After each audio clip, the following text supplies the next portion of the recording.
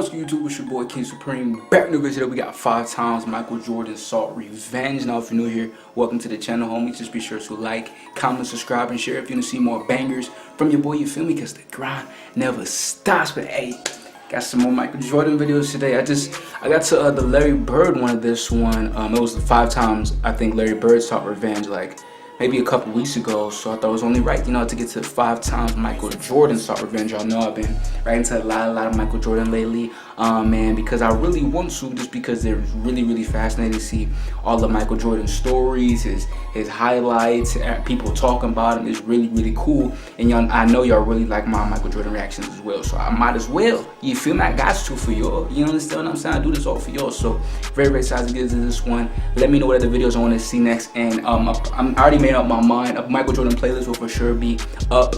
Either be up by the time this post or a little bit later, but it should be up very soon because I got to. So y'all can just have all my Michael Jordan videos, whatever, just in one place. You don't gotta keep scrolling because y'all know I post a lot. So we're gonna see how this one is. 5 times Michael Jordan sought revenge. I'm excited. Let's get straight into it.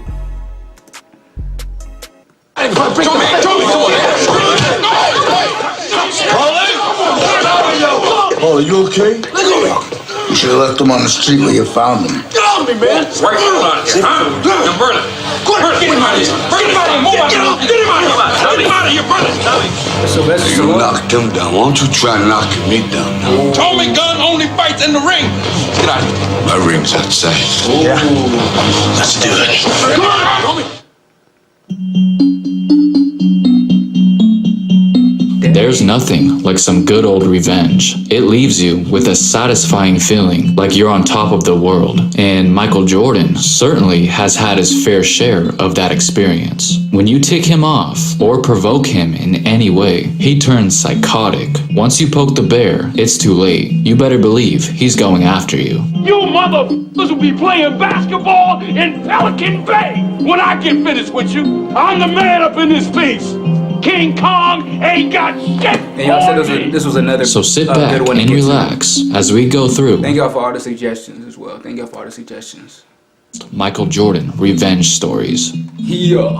Contrary to popular belief, Jordan does have the ability to get along with his opponents. He didn't feel like being intense all the time. Playing golf was his go-to off-the-court activity, and didn't mind if a player wanted to tag along. But that hospitality wasn't fooling Jeff Van Gundy. Van Gundy said that MJ would befriend his opponents, making them think that he's a nice guy, just to gain a competitive advantage. You know, in my opinion, with that, either way, if you're cool off the court, I feel like that should even be more of a thing to be as competitive on the court because y'all are pushing each other. So I really don't think that's an excuse. So if anyone lets their guard down, so to speak, against him, if facing him, knowing who he is no matter what, that's really on them. You feel me? Nothing should, you know what I'm saying, really affect your play, even if you're cool with the person. You know what I'm saying? That means you should even want to go even crazier, you know, so to push each other. You feel me? So I don't think that's an excuse, really. Oh, he made him cool with them and then he played softer. No, if you wanted to play better, you would have played better. Don't make that as an excuse, yo. Fooling Jeff Van Gundy. That's just my opinion. Van Gundy said that MJ would befriend his opponents, making them think that he's a nice guy, just to gain a competitive advantage. His way is to befriend them, to soften them up, make them feel like he cares about them, and then he goes out there and physically tries to destroy them.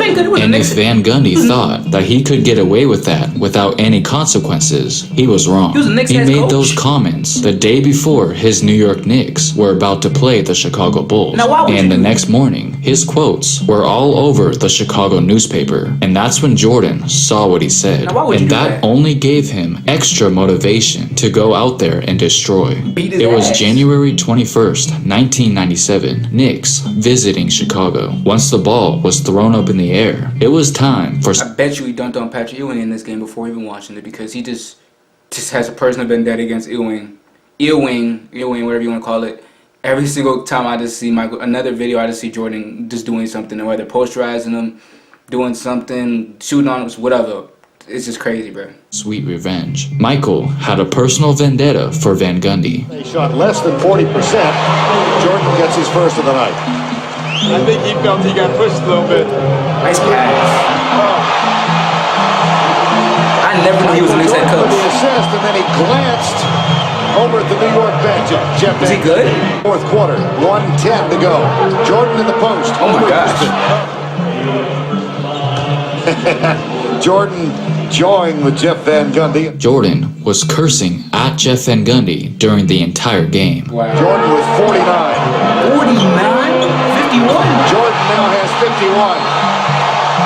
And he is screaming at Jeff Van Gundy. MJ ended the game with 51 points, doing exactly what he planned to do. Wow. He was unstoppable, but he wasn't done yet. It was said that immediately after the game, he ran to find Jeff Van Gundy once again and continued to curse him out in the tunnel. Wow. Then Van Gundy tried to backtrack what he said during a post-game interview. What's that now? I couldn't hear you. Regret saying some of the things throughout the course of the week about Michael Jordan. I didn't say anything this week about it. What did you say to him after that last basket? Some choice words. Give us a clean version? Now, Right, you would think shut that his George ass Karl would learn from Van Gundy's mistake. When will they learn? When will they learn, y'all? They just don't. This matchup was only 1 week after that Knicks game. You know, 3 weeks ago, Knicks coach Jeff Van Gundy, in effect, called Michael Jordan a con man. He reacted with a 51-point game. Well, this week, as you were saying in the pregame, George Karl said Michael Jordan was playing as if he didn't want to get hurt. I asked Michael about that, and he said George Karl is just playing mind games. As you just heard right there, earlier that week, as George Karl's Supersonics were getting ready to face the Bulls, he said that Michael Jordan basically became a jump shooter in order to avoid getting hurt while driving to the hoop. And he went on to say that Jordan changed his game because he could no longer fly to the basket for dunks, and that he was holding back in order to protect himself in the later stages of his career. The air has gone out of Jordan's game, and Michael did not hesitate to quickly respond. Quote, "I'm not scared to go anywhere on the court. When teams give me the jump shot, I'll take it. If they take away the lanes, I'll go for the jump shot." And Ron Harper had some advice for Karl. "If I was Coach Karl, I'd be quiet. To say anything about Michael's game is ridiculous." Even though Michael did get his point across verbally, you know he wasn't finished with George Karl yet. Right. I got nothing but respect for George Karl. You know what I'm saying? Amazing. He was an amazing coach. But yeah, this wasn't the time, especially when you saw what happened with Jeff Gundy just before that. So yeah, might not have been the best time to do it. But hey, you do what you do. Play your mind games. Gotta do what you do.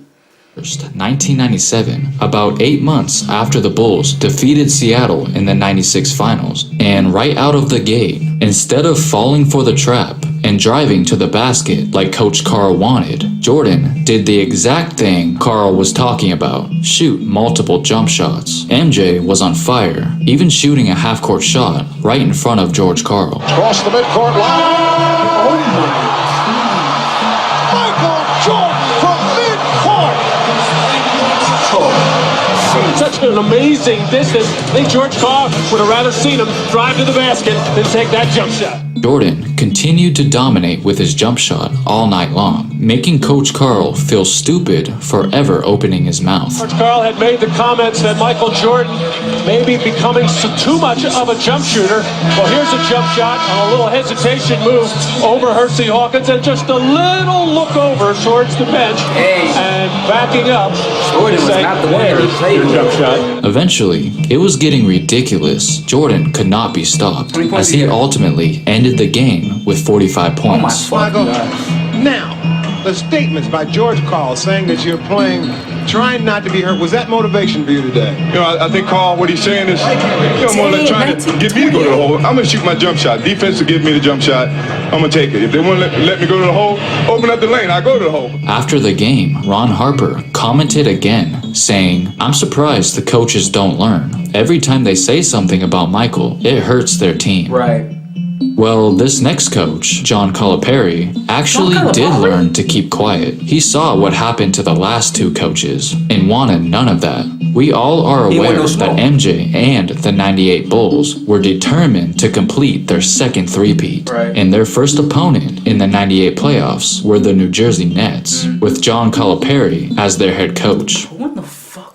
Calipari was a head coach for the NBA? I think he was with Kentucky his entire career. I'm sleeping. of the series were close, but Chicago found a way to get both victories, and they only needed to win one more game to sweep the Nets. Since this was back when the first round was the best of 5, New Jersey went into Game 3 believing that they had a great chance to win this one, considering they were so close to winning the other 2 games. But when you're facing a man that literally makes up scenarios in his head in order to just find anything that will fuel him, you're probably... I didn't even know he did that, bro. My dog made up scenarios like, alright. Damn, he probably was like, damn, remember the time John Calipari was talking shit about my mom, bro? Oh my God, bro, my dog, ooh, I'm about to like, he was probably, I'm thinking, like, when he's saying that's what I think of in my head, bro. Like, that's a different breed. There's nothing you can do about that. If you said something to him, it was gonna hurt you. If you didn't say nothing to him, he was gonna come up with something in his mind that you did say something to him and he was still gonna hurt you. That is actually insane. I've never heard that before. Literally makes up scenarios in his head in order to just find anything that will fuel him. You're probably in trouble. You see, Coach Calipari didn't necessarily do anything wrong in this particular instance. He didn't say a single word to or about Jordan, but he didn't have to. It was just the way he coached that rubbed Jordan the wrong way. Michael said he found it very annoying that John Calipari was always screaming towards his players at the top of his lungs, running up and down the court. He thought he was overdoing it with his sideline antics and said that he doesn't know how the Nets players deal with him. Well, it looked like Jordan found his reason to go ahead and torch them. He went with it and never looked back. Did you see him look at him? Left open for the 3, and he's got was eyeing. He has been a potent weapon for the Bulls in this year. down. Jordan working against Kittles. Against Kittles in the air, and Jordan hits. Michael J. 4 fouls. Coming around, a Rodman screen hits. Michael Jordan now with 36 points. He's hardly missed from the field. Good striking distance here, and like you say, they play in peaks and valleys. Michael Jordan falling away toward the baseline. Michael finished off the Nets with 38 points, and later after the game, John Calipari said this about Jordan's death stare, quote, "I didn't stare back. There was one thing I would never do as a coach. Say anything to Michael Jordan. Not one word. If he wants to stare at me, I'm not going to say anything to him." Man, no matter what you do, you're never really safe. But this next player was literally asking for it. It was 1994, during Michael Jordan's baseball days. Brian Russell, who was a member of the Utah Jazz, was preparing to play Chicago in an upcoming game. So the night before, he went to go work out, and that's when he saw Michael Jordan with his baseball trainer and thought it was the perfect opportunity to introduce himself. So he went up to MJ and said, "Why'd you quit? Why did you retire? I really wanted to get the chance to guard you and defend you because I know I can stop you." Dumbass motherfucker. And Jordan just laughed it off and acted like he wasn't even bothered. But we all know Michael made sure to remember what he said. Now fast forward to 1996, Jordan was back in the league. And when he played Utah, he was well aware that Russell would be there. And right before the jump ball, he turned to Russell and said, "Remember back in 94? You're about to get your chance." That is so crazy. What a move by Got a right, little left. What a show, and they love it here in Utah. I would have cried if he said that. Whoop! Where'd he go? He would have said that to me. Poor man. Poor Brian Russell. That broke his ankles. And ever since, Brian Russell had a huge bullseye on his back, as MJ made an effort to go after him every single time they played each other. Now, fast forward again a couple years later, Jordan could practically taste his 6th championship, as he would get a chance to take the lead after stripping the ball from Malone. And would you look at that, Michael couldn't ask for a better guy to guard him. That was him? Oh my, I always knew he got his, broken, but I didn't know it was the same. Oh, that's insane. He got his chance at the biggest obviously stage. pushed off. And look what he did. Move, bitch! But at the end of the day, there was nothing he can do about it. Many years later, at the tail end of MJ's Hall of Fame speech, he talked a little bit about Brian Russell and said this. Believe me, I relished on that point, and from this day forward, if I ever see him in shorts, I'm coming at him. And Russell took that as a challenge. How's it going for you? Good. Just making sure I stay in somewhat shape. And getting ready to call out MJ. You and Michael in this part, you spot him 6, game 7, who wins? On this side, I'll whoop his ass. That's it. Hands down. Okay, last one. When MJ arrived on the scene, he was like nothing we've ever seen before. He had stardom written all over him and effortlessly made the All-Star team as a rookie. But what was supposed to be a special night for the young kid turned out to be ruined by what is now known as the infamous freeze-out. It's been said that allegedly Isaiah Thomas came up with a plan to not pass Jordan the ball on purpose. And alright, that's actually insane. That's actually insane. That's actually kind of weird, bro. I'm not even gonna lie. Unless it would be different, maybe if they're cool. But even then, that's like really, your first All-Star game. I've never even heard of that before. That's actually kind of insane, IT. You know, so I got nothing but respect for IT. You know what I'm saying? What he did for the league and the respect he gives to the legends, bro. But that's kind of weird, bro. I'm not gonna lie to you. The infamous freeze-out. It's been said that allegedly Isaiah Thomas came up with a plan to not pass Jordan the ball on purpose and convinced all the other players to do the same, which seemed to have actually worked, considering Jordan only scored 7 points for the whole night. That's crazy. Some people say that everyone was jealous by all the attention MJ was getting, and they found him very arrogant. Jealousy is and a others bitch. say it was because MJ was more beloved in the city of Chicago than Isaiah was, who is a Chicago native. Either way, they did not want Jordan to be the star of the All-Star. My bad. I don't know what y'all saw. It was like I don't know what the fuck that was, like one of those fuzzy shits. I don't know where the fuck that even came from. Like Jordan took it personal because just 2 nights later, the Chicago Bulls' very first opponent after the All-Star break was the Detroit Pistons, and Michael absolutely went off, putting up 49 points, 15 rebounds, and 5 assists. And from there on out, Michael played possessed whenever he faced Detroit, forming a rivalry. But Jordan and the Bulls kept coming up short in the playoffs. They just couldn't seem to get past the Pistons until finally, in 1991, they swept them, causing Isaiah and the rest of the team to walk off without shaking hands. And MJ took that as a slap to the face. And a few months later, Isaiah would learn to regret that decision. In the summer of 1991, the members of the USA Basketball Committee took note and remembered the unsportsmanlike move Isaiah did and decided to leave him off of the 1992 Olympic team, now known as the Dream Team. At first, many were confused about that decision, but then it all started to make sense. Because it was rumored that Michael orchestrated the whole thing by saying that he would only play on the team if Isaiah was not on the team, getting some sweet revenge with his own little freeze-out. Crazy. Alright guys, I know there are several more Michael Jordan revenge stories out there, but this is where I'm gonna end the video. So make sure to comment down below what your favorite one was, and don't forget to like and subscribe. Thanks for watching. Y'all see, bro? I never knew IT's the one that started. At first I was like, bro, why is Jordan always on IT's ass?